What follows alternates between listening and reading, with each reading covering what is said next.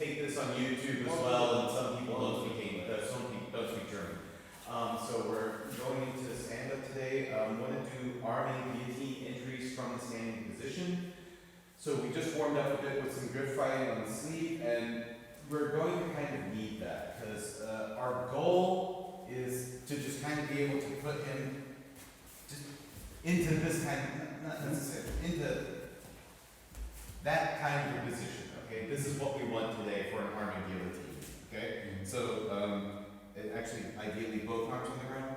So this kind of a 4-point, because his arms are open, his head's open too, so from here I can kind of easily come into my Arm-In grip and use that as an entry, okay? But first we've got to get him there. So that's where the grip fighting with the sleeve is going to come in handy. So we're going up of the opinion we're sort of in this kind of position. Maybe I grab the arm immediately, or he goes in for a grip on my collar. Sorry. And I can use that to grab his sleeve, or just to grab his wrist. That will both work in no-gi.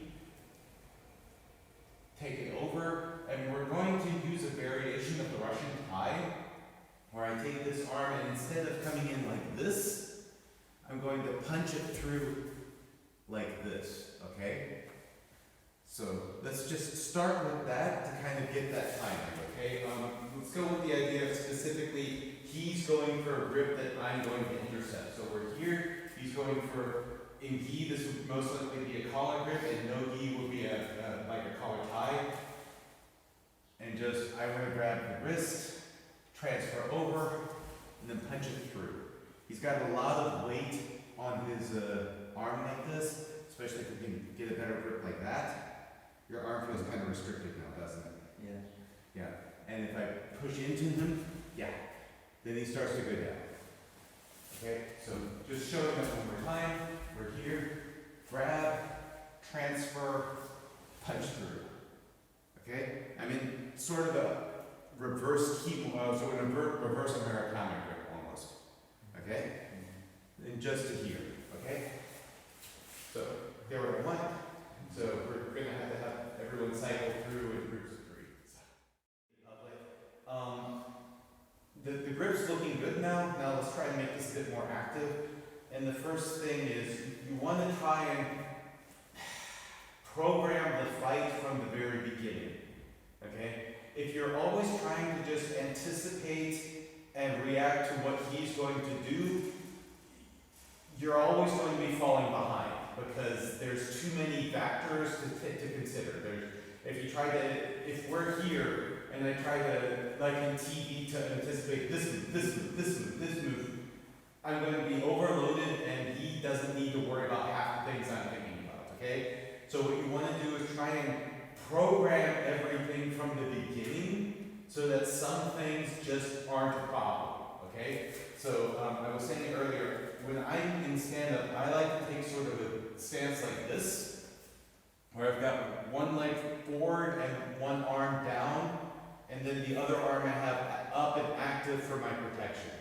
So, and I know what a lot of people are thinking, isn't this leg vulnerable to a single leg? Yes, it is. But since I'm giving him this leg, I know this is the leg he's going to try and single leg. Because if he tries to single leg this one, it's going to be a lot more work. So I'm not trying to anticipate anymore which leg he's going to try and single leg. I'm giving him the leg so that I know where he's most likely going to go. And at the same time, the upper body, is the collar very vulnerable now? Yes, it is.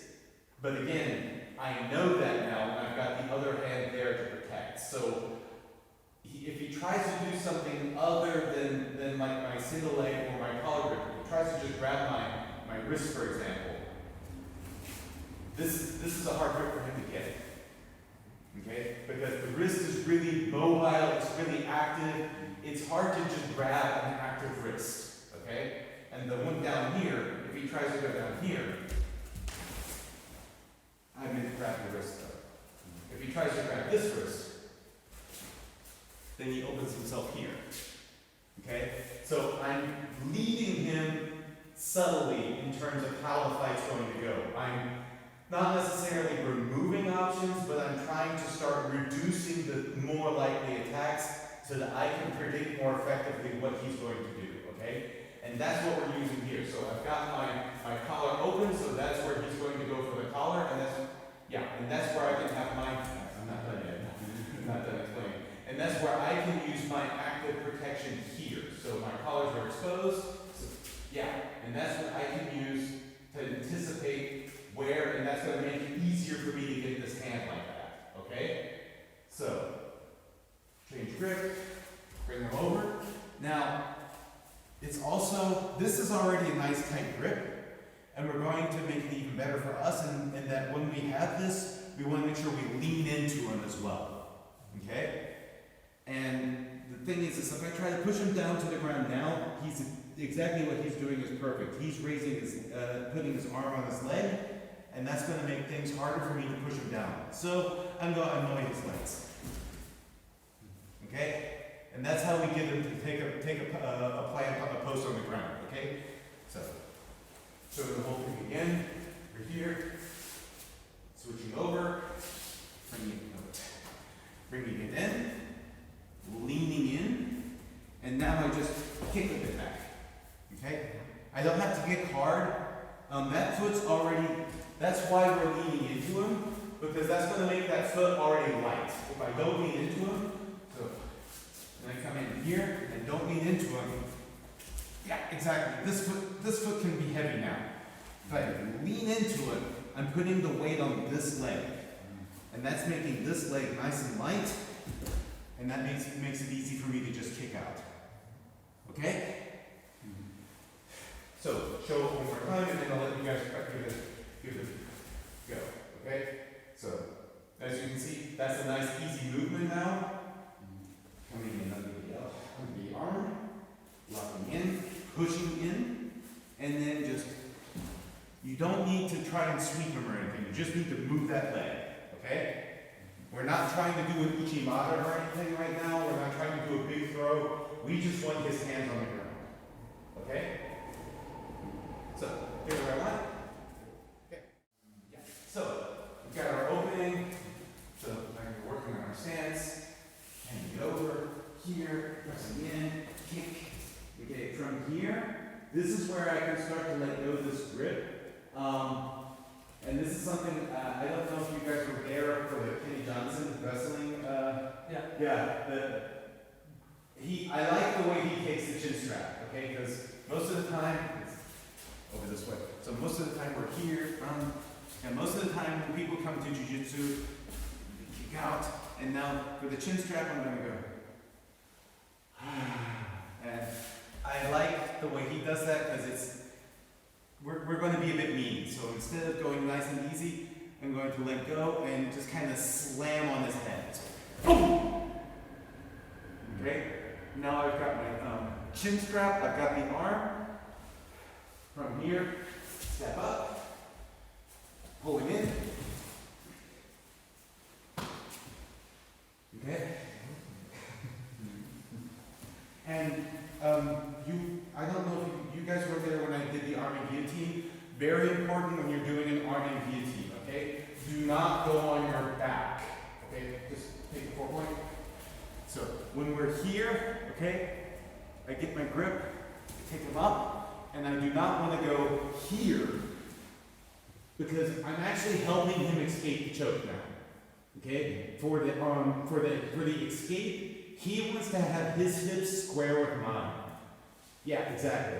So he's already got the hook out. Exactly. So back. So when you're doing an Arm-In Guillotine,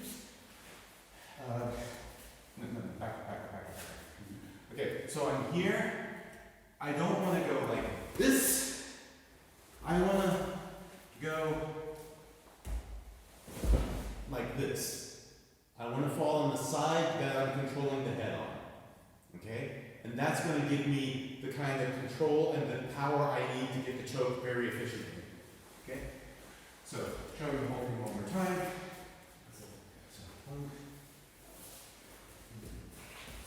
You don't have to put your hand down right away. Let me do the whole sequence. You don't have to be that nice a training partner. I know I have a slight injury, but still. Yeah, from here, and from here I can let go with this hand. Boom! Up, and notice how I twist down, okay? I don't try to go back on my back. I'm immediately on my side. Okay? And then I get a tap really quick. Sorry. Okay, it's clear what I want? Yeah. Alright, so finish up the sequence, and then we'll do some sparring, starting with a bit of focused stand-up sparring, okay?